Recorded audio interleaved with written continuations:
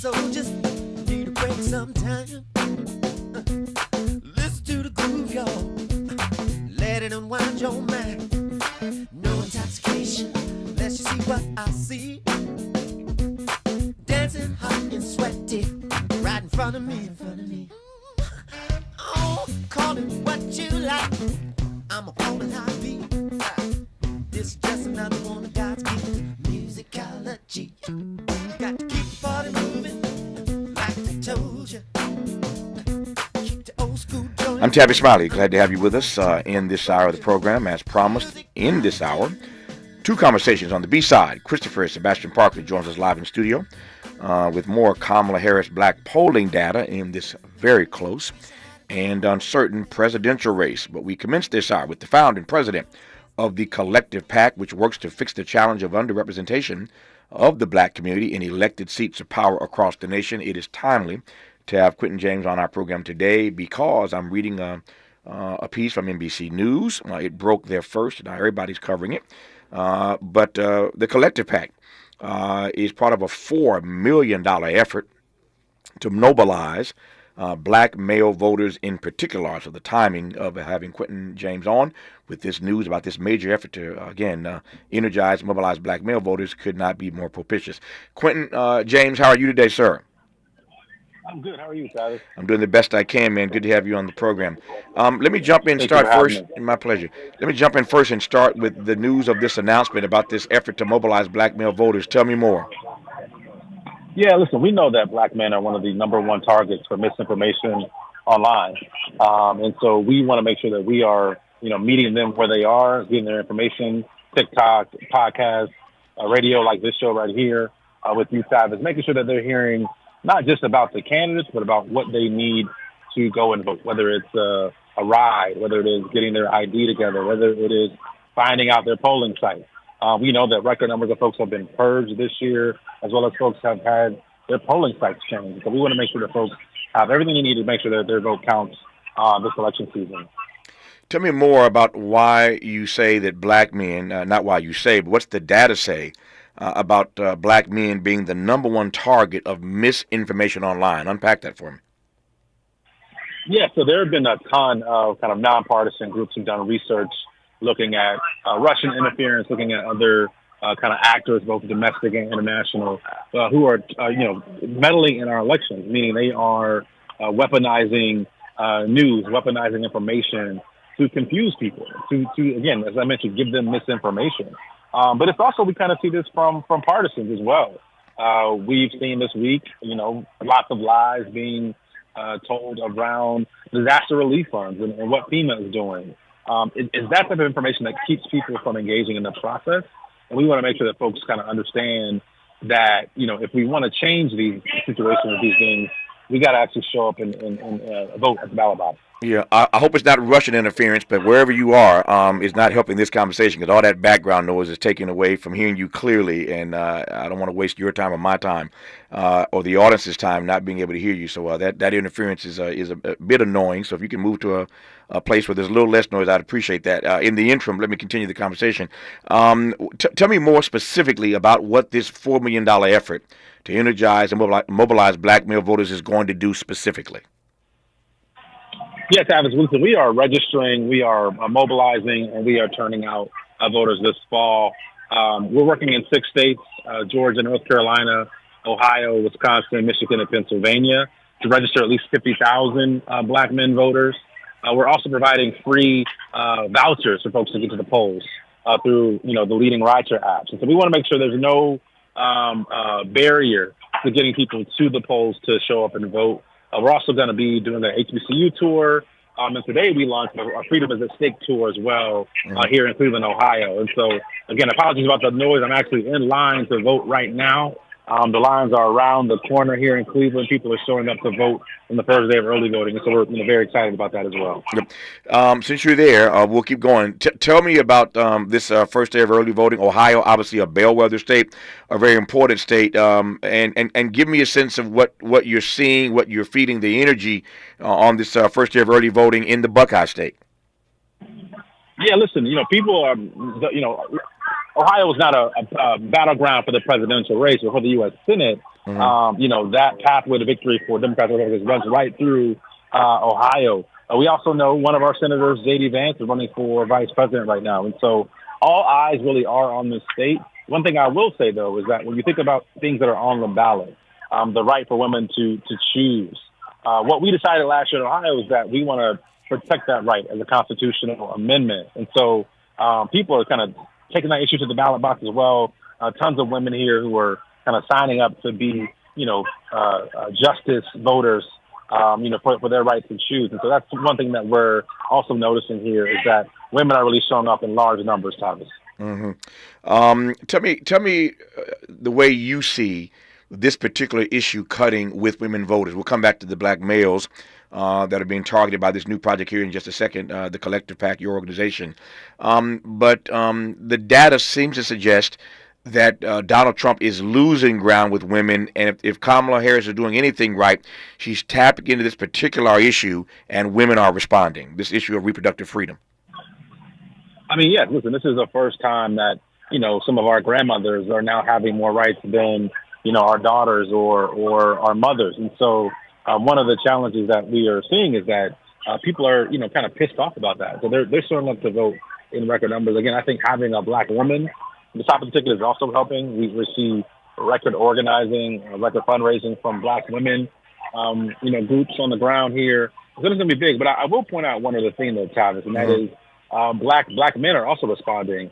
Last year, in that ballot initiative here in Ohio, black men were the highest voting demographic supporting women's right to choose of any other demographic in the state, including black women. And so when you think about this, is not just about women, it's also about black men. This affects all of us. We all have women in our lives. Yep. Who this issue impacts. And so that's really important. That's a fascinating data point. I'm not sure that many or most in this audience knew that connection, that data point specifically about black men on this issue of reproductive freedom. It is interesting. I want to probe that a bit more when we come forward. A great deal more I want to cover with Quentin James even beyond that. You're listening to the founding president of the Collective PAC, Quentin James, as he stands in line to vote on the first day of early voting in the Buckeye State of Ohio on Tavis Smiley. California to the Carolinas. Everybody's listening to Tavis. More when we come forward.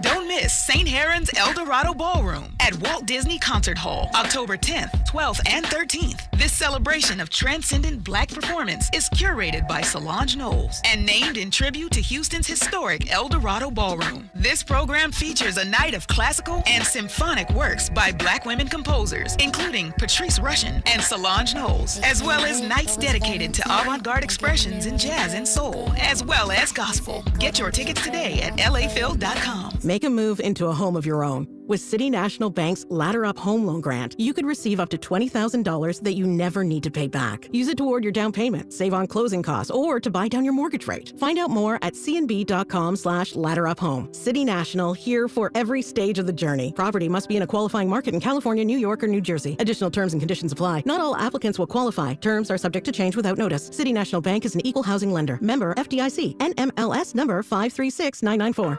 Tommy!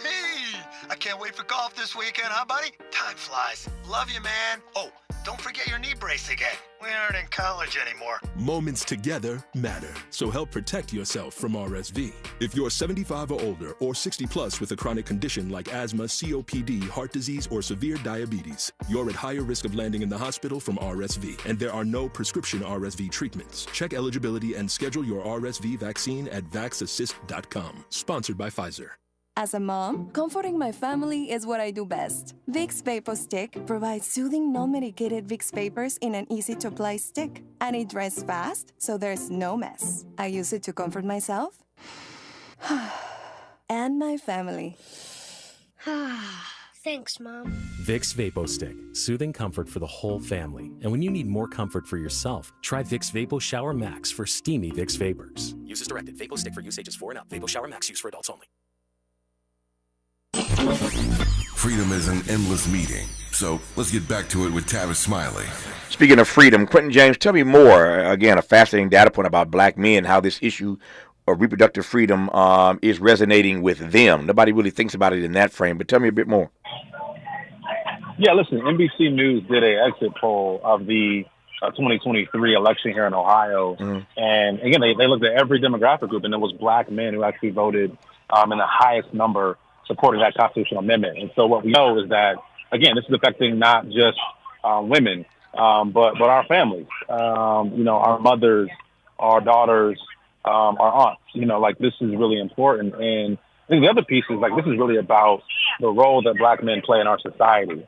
One of protecting our households, which includes our women. And so I think, again, this will be a major issue that we're going to see a lot of people with maybe some surprised viewpoints post-election day. We know this will be on the ballot in places like Florida. And if that can change the election there, then it'll be a long night for Republicans around the country. Yeah. We've been talking about this $4 million effort to mobilize black male voters just announced today by the Collective PAC, and that's good work. Let me circle back to that right quick before I move forward. How have you, Quentin, personally and politically, how have you processed all these stories, and there have been more than you and I can count, about Donald Trump siphoning off black male voters? Well, yeah, so starting from a data perspective first, since 2012, black men have been moving to the Republican Party in general elections by, a point or two every election cycle. Now, that isn't massive, but an election that would be this close in 2020, it was 77,000 votes that decided who won. If one or two black men in each precinct in every swing state move, that can change the needle. Think about Georgia, 11,000 votes decided the winner. And so this isn't about, again, tens of thousands of black men. It's about one or two in each voting precinct moving, what that can do to swing a close state. That's what we're worried about. How worried are you? You're worried, I hear you, but how worried? I mean, are you worried enough that this could swing this thing? I mean, it can. And I think, one of the kind of beneficial things that we've seen is that people are actually fighting for this vote. People are having to actually communicate what they want to do for black men when they get elected. And that matters. The thing that I'm a little concerned about is that we haven't seen the level of investment from progressives or Democrats the way that we have from Republicans.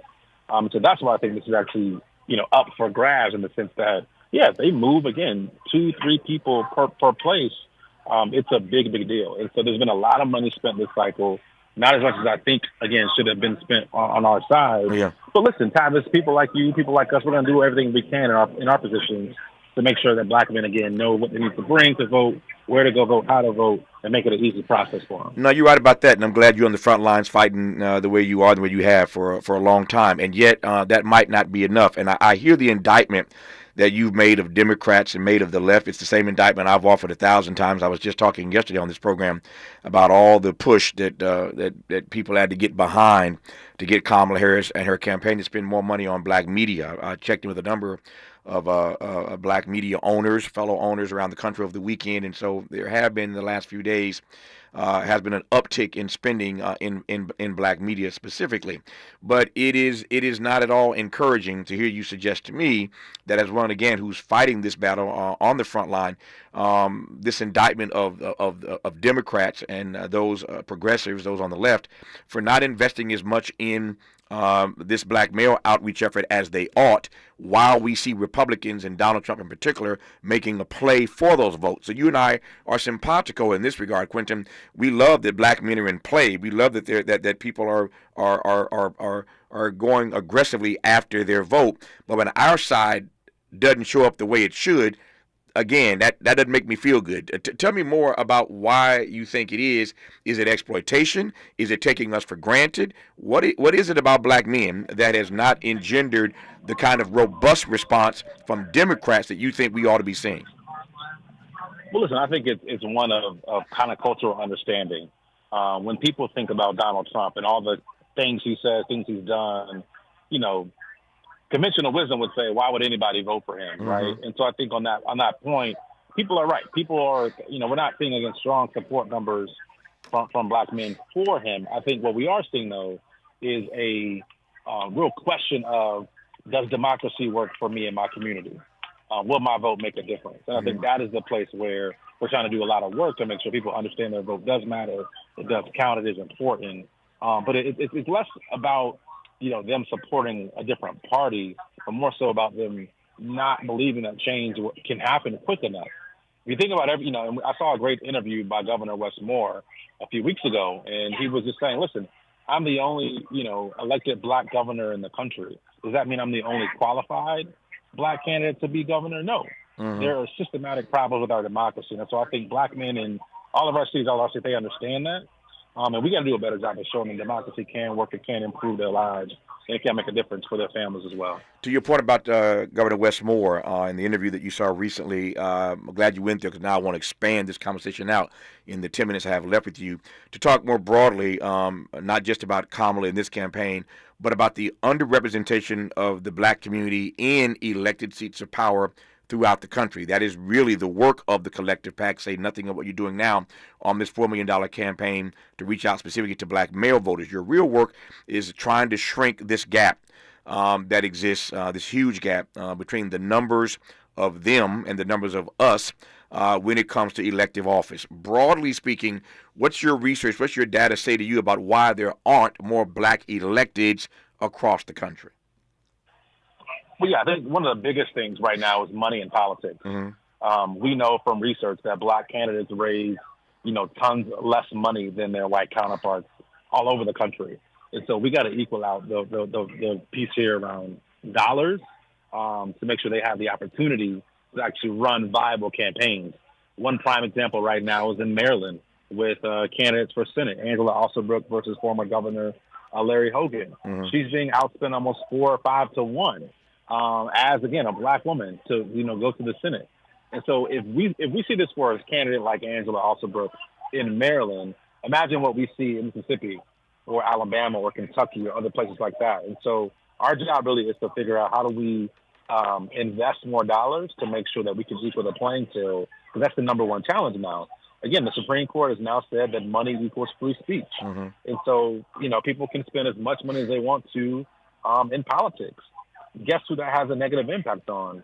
People of color, who have obviously, been struggling economically, for decades and going on centuries now in this country. So that's one of our big problems is the money side. Yep.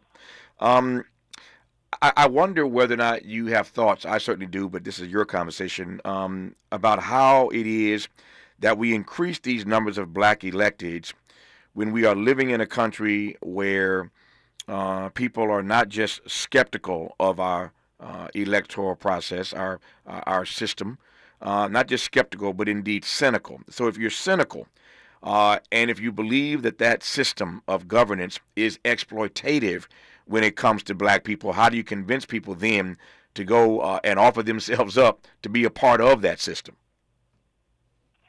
Well, part of it is looking at the recent elections. Mm-hmm. We know that in 2020, this election was decided by 77,000 votes. If you go back 20 years before that, in 2000, 500 votes in Florida decided mm-hmm. the direction of our country. And so we know these elections have major consequences. Do we go to war or not? Can women have the right to choose or not? Is marijuana legal or not? Like these things really matter when it comes to the lives that people live each and every day. So the question is, do you want to have someone else make that choice for you, or will you show up and make your voice heard as an individual and as a community? And I think that's the question that we must ask ourselves is what thing did you do to have a part to play in making the future of this country be decided? Mm-hmm. That's what our democracy is really about. And so, yes, there's a lot to be cynical about.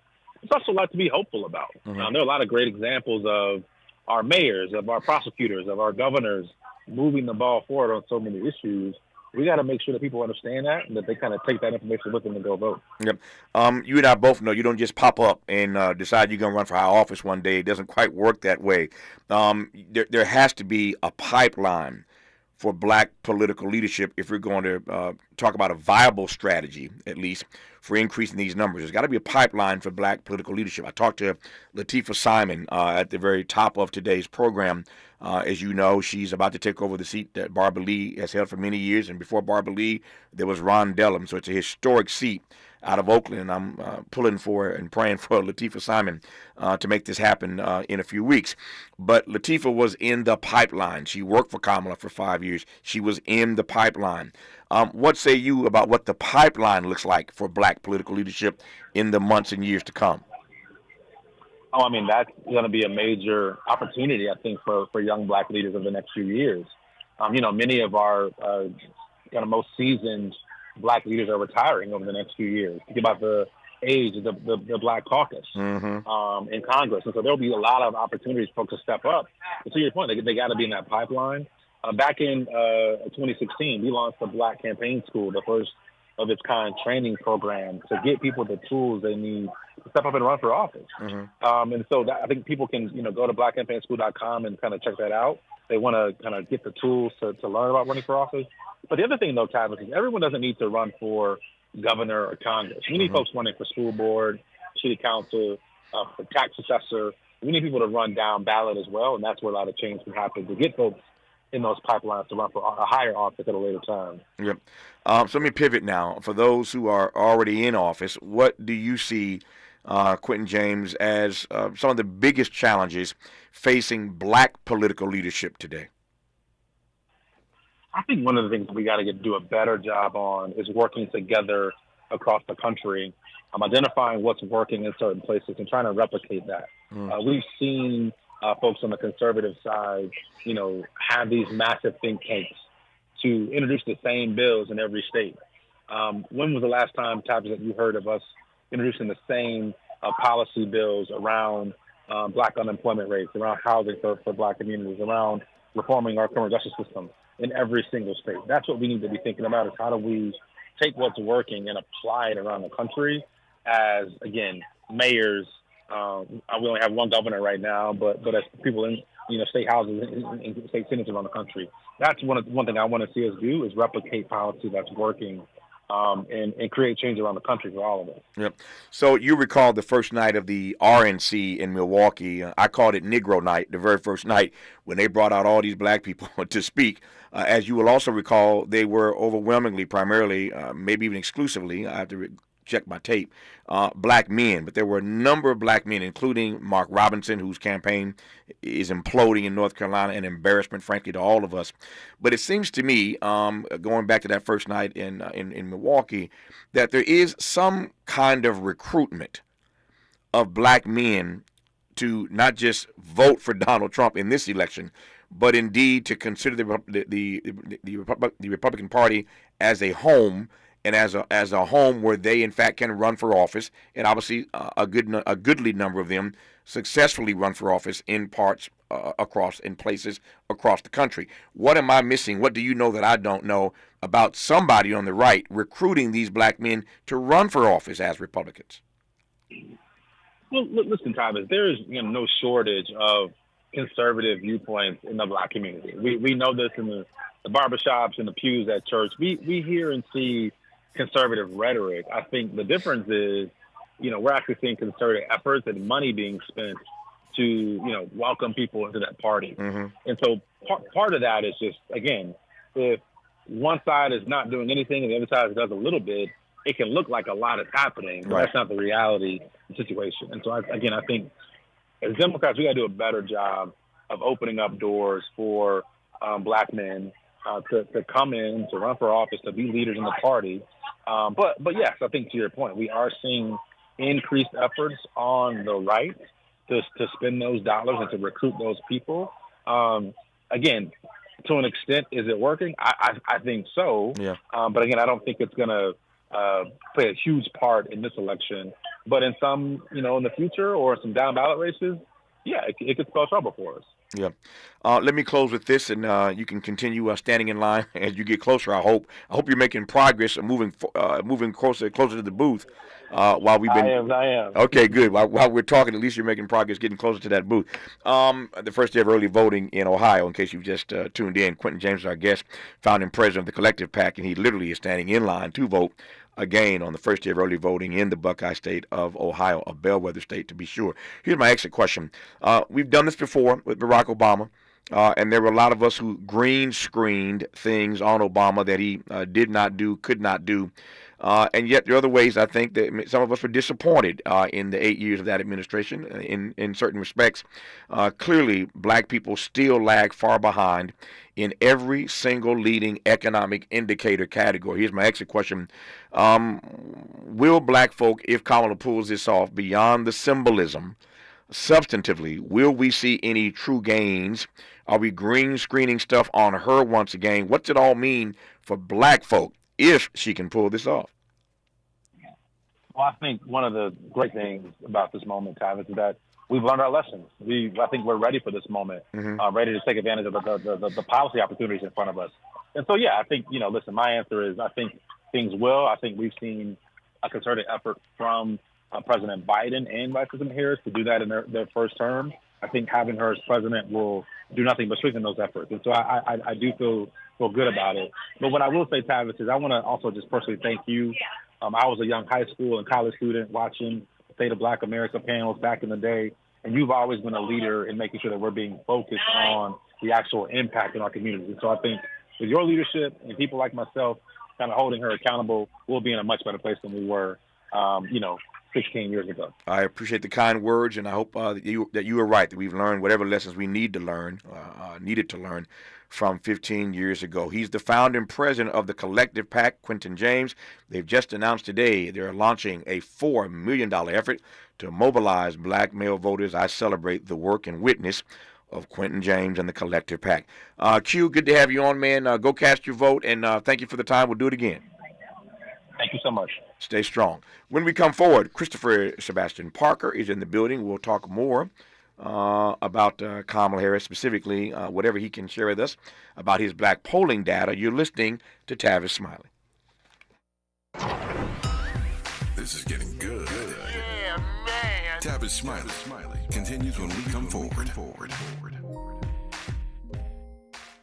Paid for by government.com. Did you know? The United States Mint has issued a new Morgan silver dollar coin in proof condition for the first time. Not only that, they are also minted in 99.9% pure silver for the first time ever in history. Coin experts are calling this an amazing opportunity for anyone that knows the enduring popularity of Morgans. But you must hurry. Only 400,000 of these legal tender silver dollars were issued. These first ever Morgan silver dollars are brand new with stunning mirror-like finish, minted by the iconic San Francisco Mint. Call now and you're guaranteed a new first ever 99.9% pure silver proof Morgan dollar. To learn more, call 1-800-973-9717. If you order now, you will receive a free coin collector bonus pack, a $25 value, free with every order. Call 1-800-973-9717 now to secure your new Morgan silver dollars before they are gone. That's 1-800-973-9717.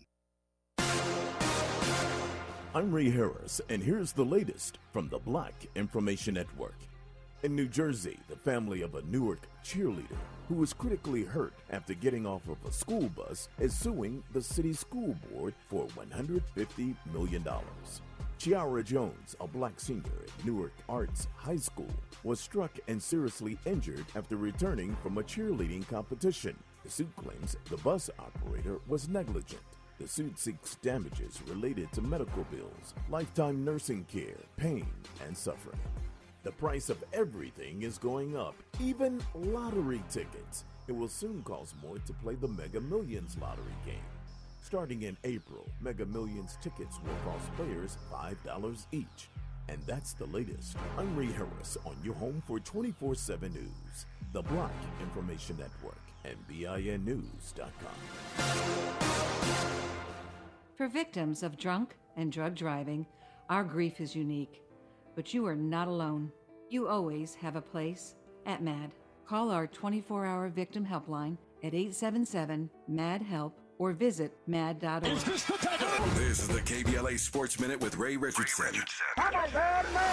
A highly important game for the Dodgers tonight in San Diego. Game 3 of their divisional round playoff series against the Padres. The intense and emotional series is tied at 1 game apiece. The Padres have all the momentum and home field advantage for the next 2 games. The Dodgers need a wake-up call from Mookie Betts. Betts is 0 for 6 in the first 2 games. He has not had a productive postseason with the Dodgers. Since the NL Championship Series in 2021, Betts is 3 for 44 at the plate. The Dodgers need Betts to turn up if they're going to win this series. The largest attendance for an HBCU football game over the weekend was Florida A&M at Alabama State. A crowd of 33,576 showed up in Montgomery for Florida A&M's 28-13 win. Florida A&M is the highest-ranked HBCU team in this week's Division I AA Top 25 poll. The Rattlers moved up 4 spots to 19th. No debates, no speculation, just the info you need. That's your KBLA Sports Minute. I'm Ray Richardson on KBLA Talk 1580. 9 out of 10 hiring managers are having difficulty hiring. Robert Half is here to help. Their recruiting professionals utilize their award-winning AI to connect businesses with highly skilled talent. At Robert Half, they know talent. Visit roberthalf.com/talent today. The California Crusader newspaper would like to thank all of our subscribers for their support throughout the years, proudly serving the South Los Angeles and South Bay areas for more than 40 years. The California Crusader is a multicultural, black-owned, adjudicated newspaper that focuses on providing newsworthy information to the people in our community. We're constantly looking for ways to assist businesses in our community to connect with our subscribers. We provide low-cost, effective ways to promote your business with our reasonable and affordable advertising rates. You can participate by suggesting, sharing, and submitting your stories on the California Crusader newspaper Community Share Facebook group page, or visit our website at cal-cruise-news.com. That's calcruisenews.com. Then click on the Submit Now button located on the top right corner of the homepage, or text CCN to 42828. Again, text CCN to 42828. The California Crusader newspaper, working together to build a better community for our future. Subscribe today.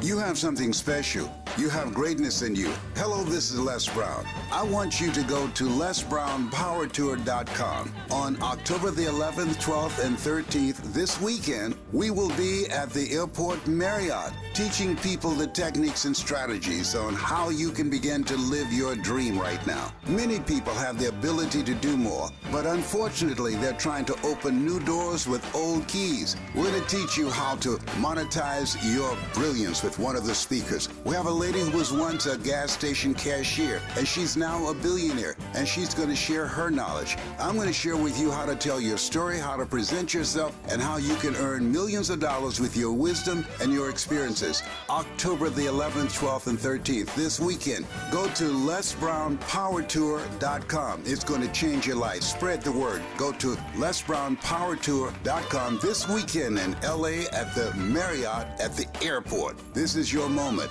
You have something special. You have greatness in you. That's my story, and I'm sticking to it. Oh no, stomach issues again? Stomach issues? Who are you? Your pancreas. I could be the real reason for your diarrhea, gas, bloating, stomach pain, or loose oily stools. I thought it was my stomach. People often do, but any of these symptoms could mean having a condition called exocrine pancreatic insufficiency, or EPI. With EPI, the pancreas doesn't release enough enzymes to break down food, but EPI is manageable. Use the symptom checker on identifyepi.com and speak with your doctor. That's identifyepi.com. Sponsored by AbbVie. October is Cybersecurity Awareness Month, and LifeLock is here to elevate your protection game. Using the same simple password across all your accounts, that's risky. While updating your passwords to be more unique is a good start, true peace of mind comes with LifeLock. LifeLock doesn't just alert you to suspicious activity, but monitors for more uses of your personal info and will fix identity theft issues that arise, guaranteed, or your money back. Secure your identity today with a 30-day free trial at LifeLock.com. Use promo code NEWS. Terms apply.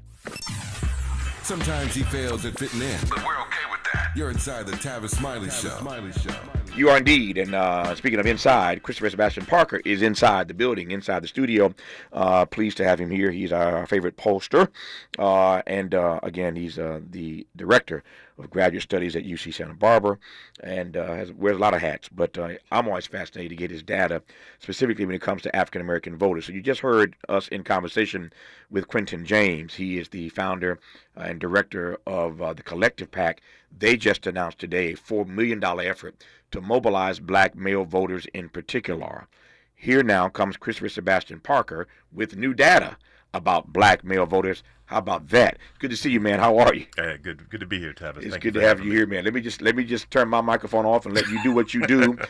Tell me what you know, what the data tell us at this point in this critical race, this close and uncertain race about black male voters. Thank you, Tavis. So what my partner and I, Dr. Chris Towler, we estimated some models or statistical models on black male turnout specifically, and so I have some really interesting stuff here. It's not going to be anything that shocks necessarily, but it confirms, unfortunately, some of our priors. Of one of which is when we try to estimate support for Vice President Harris versus former President Trump. One of the big drivers is whether or not black men perceive Trump his next term is going to destroy the country. That is by far the most strongest and robust predictor.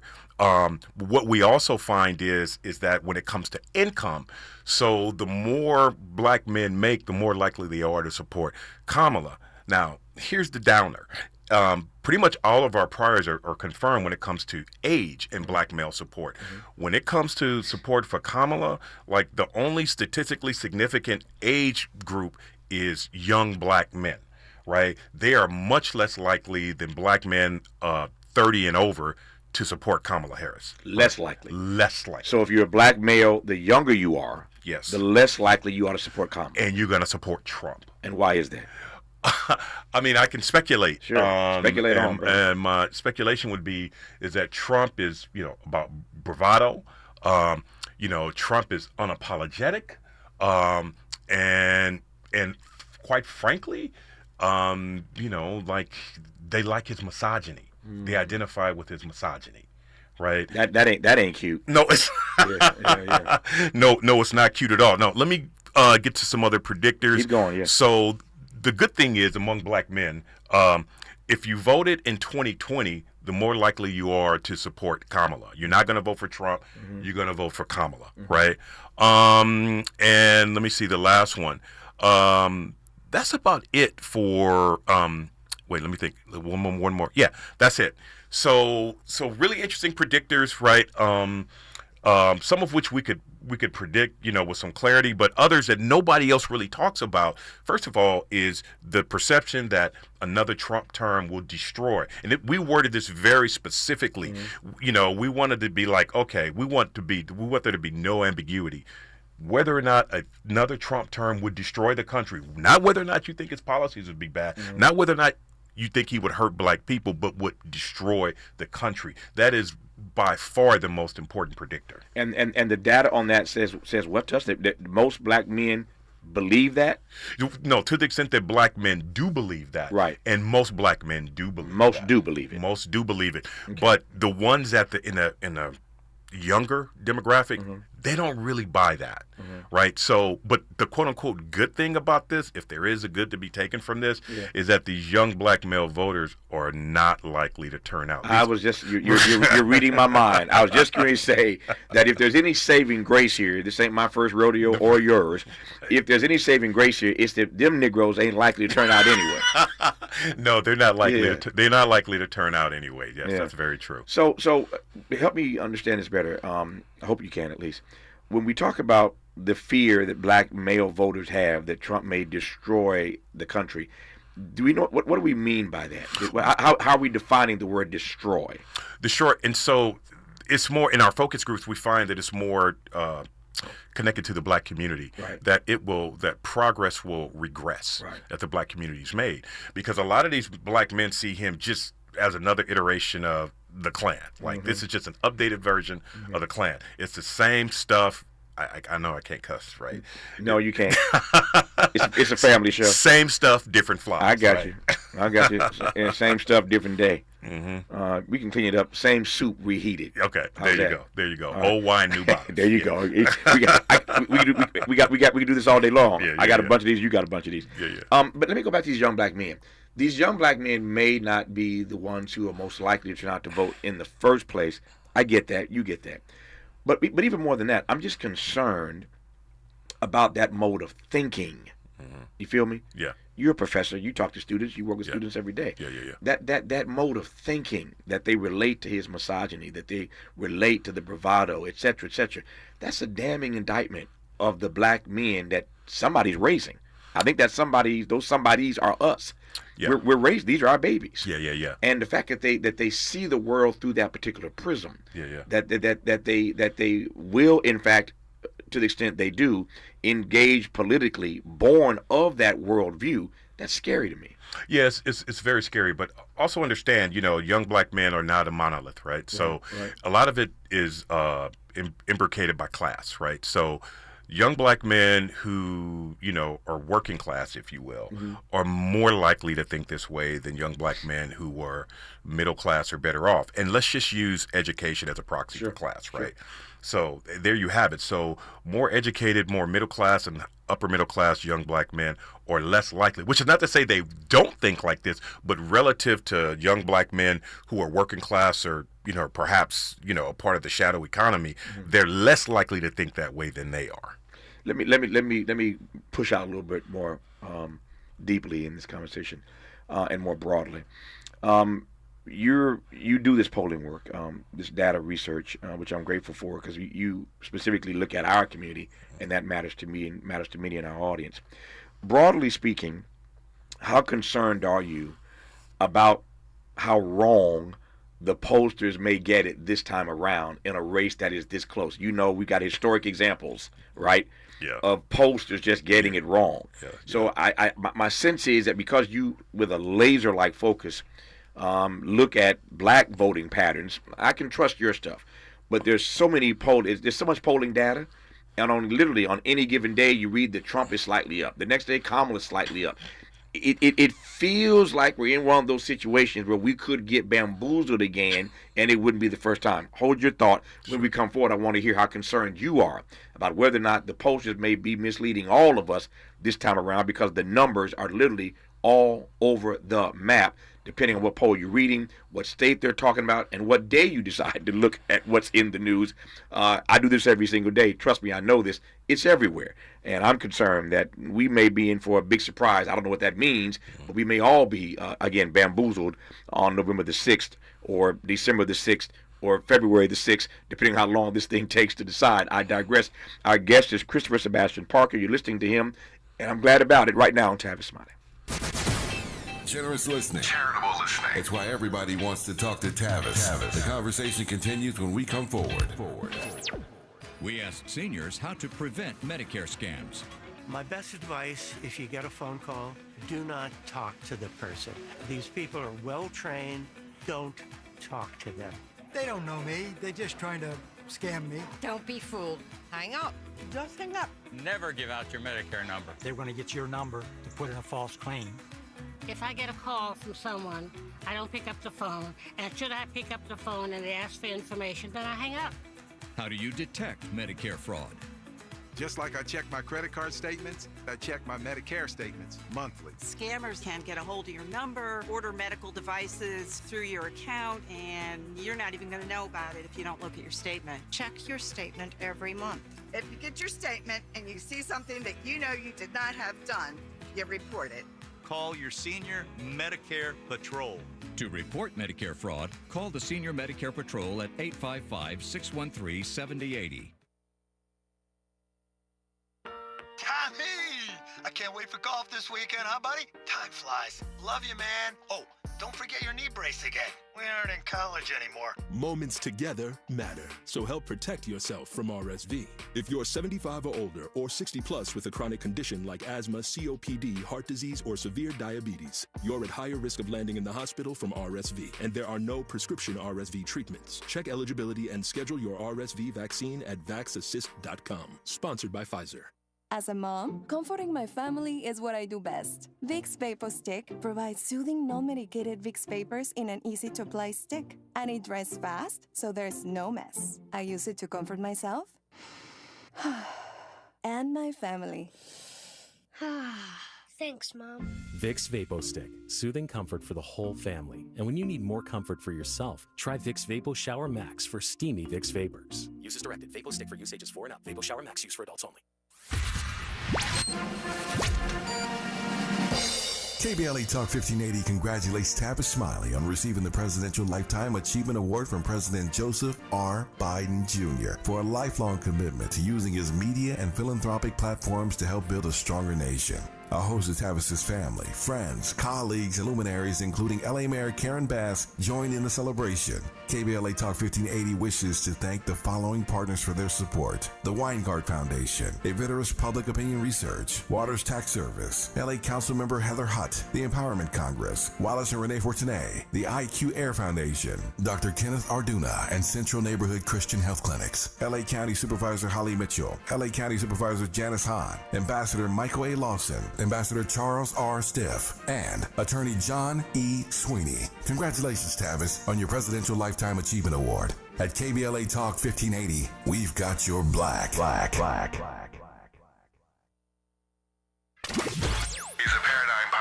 And the top-rated African-American talk show host in the nation, according to Talkers Magazine. You're tapped in with Tavis Smiley right now. Tavis Smiley and Christopher Sebastian Parker, who was just schooling me moments ago about the way this polling process works. I'll let him now reprise that conversation for you.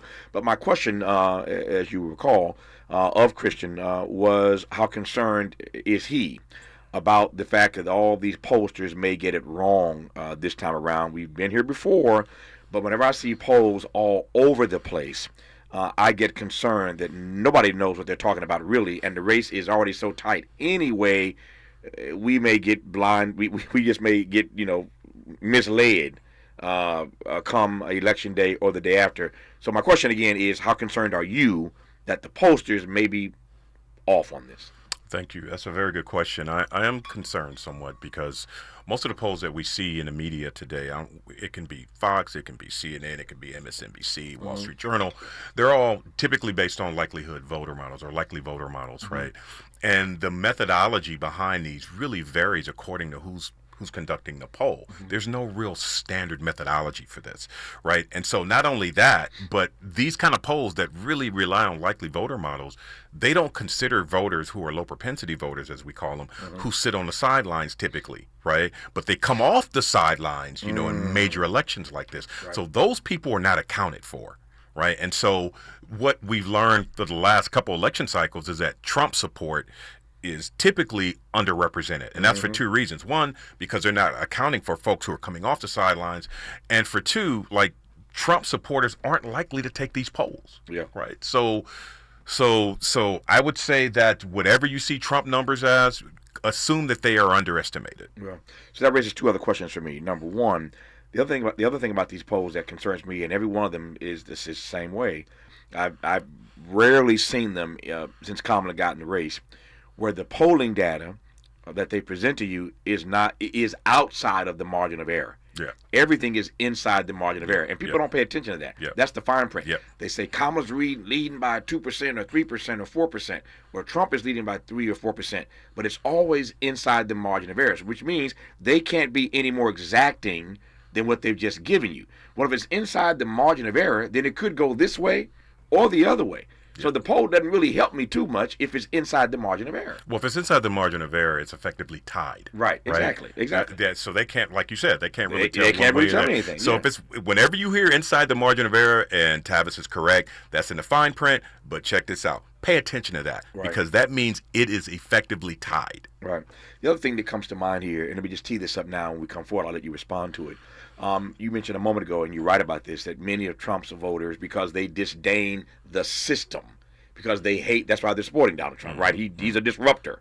So they disdain the system, and as such, they don't want to be a part of it. So many of Trump supporters will not participate in these polls. I take your point, and I couldn't concur more. Which means, to your point, that there could be a surprise. His numbers are always slightly depressed. So those numbers, whatever you're looking at, are going to come up a little bit, likely, on Election Day. So that reminds me of Tom Bradley, who I work for. Many people in this audience know that I got my political start working for, I didn't get started there. I was in politics back in Indiana before I came to L.A. But my major break was working for Tom Bradley, the late, great mayor of the city of L.A. For those who were around then, they recall that we went to bed years ago thinking that Tom. You see where I'm going already? 1982. You're laughing already. we went to bed. We went to bed thinking that Tom Bradley was going to be the black elected governor of California. He would have been the first one. He would have been the first one. Wilder. Yeah, that's right. Yeah. He would have beat Doug Wilder, L. Douglas Wilder, in the Commonwealth of Virginia. So we go to bed thinking that Tom Bradley's going to be the next governor of California. We wake up the next day and find out that he wasn't, because he lost. Get this now. Tom Bradley lost being governor of California. I know this well. I was there. Lost it by less than, not even, but by less than 1 vote per precinct in California. He lost by less than 1 vote per precinct in the state of California. That is a close election. What we learned in the days after, and it didn't take us long to figure this out, is that one of the reasons why we thought he had won and lost is that folk were lying to posters. They said one thing, but when they got in that booth, they couldn't pull the lever for the black man. Now, Barack Obama got over that hurdle 2 terms, but this race is so much closer than his race with McCain, so much closer than his race with Mitt Romney, and that's why I'm scared. I'm wondering whether some of these good white folk are lying to these posters. We'll talk about that part when we come forward on Tavis Smiley. Why does Tavis say, when we come forward? Because he's not going back. And you don't have to go back either. Forward ever, backward never. More of Tavis Smiley when we come forward. Standing up for everyday Americans is at the very foundation of who Kamala Harris is. Raised in a middle-class home by a working mother who instilled in her a passion for justice and equality. That's why when Kamala Harris became district attorney, she stood up for our kids, keeping them safe by prosecuting sex offenders. She also pioneered a program to give nonviolent drug offenders a second chance. As president, Kamala Harris will continue the fight for everyday Americans. She's already lowered the cost of your health insurance and medications. Insulin is now capped at $35 for seniors. But there's more to do, because mortgages, rents, groceries, and utility bills are still too high. Harris's plan to fix it? Build more homes to lower prices and make the wealthy and billionaires pay their fair share so we get a break. All her life, Kamala Harris has been standing up for us, and she doesn't plan to stop anytime soon. I'm Kamala Harris, candidate for president, and I approve this message. Paid for by Harris for president. Tavis Smiley's new book, The Covenant with Black America, 20 years later, is now on sale everywhere. This classic text shot to #1 on the New York Times bestsellers list almost 2 decades ago. If you have the original book, you will surely want to get this 20th anniversary edition with powerful new contributions from today's leading voices. This 20th anniversary edition presents a compelling blend of historical insights and contemporary urgency in this critical and unprecedented election year. Get your copy of The Covenant with Black America, 20 years later today. If you're like me, 60 and retired, making ends meet, especially here at the supermarket and drugstore, is tough. I'm so blessed to have found benefitscheckup.org. It's a free and confidential website from the National Council on Aging that connected me to $1,200 a year in programs that help pay for food, medicine, utilities, and more. Maybe it can help you. benefitscheckup.org. You know where you want to go in life, and City National Bank can help. City National knows the dedication it takes to build your vision for the future into a reality, and our team is here for you. We have a wide range of options to help, from personal savings accounts to interest-bearing money market savings accounts and more, all designed to help you get where you want to go. City National, here for every stage of the journey. Learn more at cnb.com. City National Bank is a subsidiary of Royal Bank of Canada, member FDIC. Hey there, Los Angeles. This is James Lucky Jr., publisher and editor of Los Angeles News Observer. Are you hungry for news that matters to you in the African-American communities of Los Angeles? Well, buckle up, because we got the scoop you've been craving. Stay in the know and never miss a beat with our free weekly publications conveniently available near you. Or hop on the digital wave and become an exclusive subscriber at OGNSC.com. Don't forget to join the party on Instagram and Twitter at OGNSCINC for behind-the-scenes access and sizzling updates. No more FOMO. Let's stay informed, connected, and empowered together.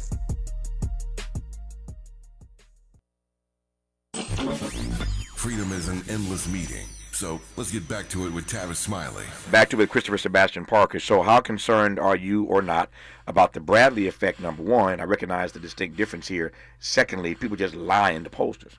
Yeah, I mean, that's a very, very good question. The Bradley effect refers to what Tavis was just talking about. I, too, remember that when Mayor Bradley was running against George Duke-Majan, that's right, we all thought that Bradley was going to win because that's what the poll said, right? But as Tavis said, and we learned this through social scientific stuff later on, is that he said people were lying, white people were lying to pollsters, especially if they were black, right? Now, I'm less concerned about the Bradley effect happening right now because most polls are conducted online and you don't have this sort of one-to-one live in real-time interaction with someone of a different race. Right. So, but what I am concerned about is that folks, Trump supporters, not taking these polls, not trusting these polls because they're part of the system. And oh, guess what? These folks can actually count. Right. So, and I mean in the literal sense, right? So I'm more concerned about them not taking these polls and Trump's numbers that are artificially deflated, and then come election day, boom, right? Yeah. We look at the exit polls and they don't match what the polling was. Yeah. So tell me what you know for sure. I'm thinking of Gene Siskel of Siskel and Ebert fame. And Oprah took this from him, and the back of her old magazine for years would close with, "Here's what I know for sure." So my exit question is, tell me, as we sit here today, weeks away from Election Day, whatever it is that you know for sure. What I know for sure is that this, the last couple election cycles, people had said this is the most important election in our lifetimes. Okay, that was then. This is now. This is for real. And the reason why I say it's for real is based primarily on a decision that Supreme Court made recently, right, when it comes to giving the president qualified immunity, right? This guy gets in, so it's less likely he's going to really be held accountable. So when they say that the guardrails are going to be off, they're really going to be off. Not only is he going to have loyalists surrounding him like he did not have the first time around, right? He's going to have the rule of law, supporting whatever he does. And so guess where that puts us as a community? It puts us in a situation of real precarity, right? We're really going to have to be concerned, not only from the executive, but from any old random white person out there who's going to be like, hey, if the president says this is okay and he's conducting himself like this, then it must be okay. Yeah. No, that last point makes all the sense in the world to me. It's going to be off the chain. If he is Exhibit A, what you can get away with, we all going to be in trouble. His name is Christopher Sebastian Parker. He's holding it down at UC Santa Barbara. I'm pleased to have had him on this program today, as I am every time he comes on, to unpack some new black data for us with regard to the election on November the 5th. So I'll talk to you again once or twice, I hope, between now and Election Day. Can we get my Twitter handle in there? Get it in. Okay. Of course you can. Yeah, give it out. It's at Black Bruin. I went to UCLA. There you go. At Black Bruin. At Black Bruin. There you go. More of Tavis Smiley when we come forward. KBLA 1580 Santa Monica. I'm Ray Harris, and here's the latest from the Black Information Network. In New Jersey, the family of a Newark cheerleader who was critically hurt after getting off of a school bus is suing the city school board for $150 million. Chiara Jones, a black senior at Newark Arts High School, was struck and seriously injured after returning from a cheerleading competition. The suit claims the bus operator was negligent. The suit seeks damages related to